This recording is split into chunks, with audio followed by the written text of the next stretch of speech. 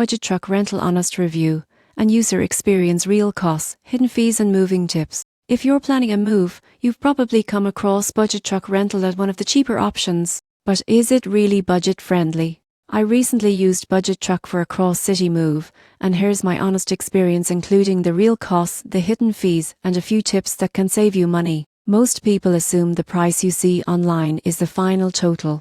But the surprising truth is that budget's advertised rates can double once you include insurance, mileage, and fuel costs. For my move, I reserved a 16-foot truck for one day, quoted at about. By the end of the trip, the total was closer to after taxes and extras. The good news: the truck itself was reliable.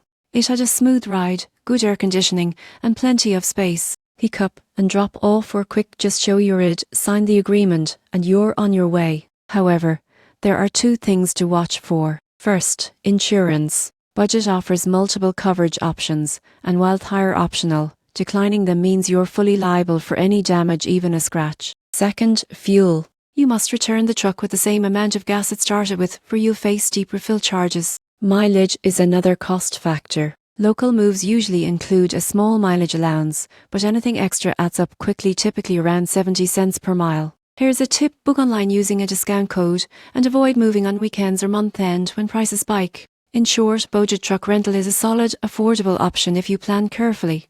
The vehicles are dependable, the process is simple, and with a bit of strategy, you can keep your costs truly within budget.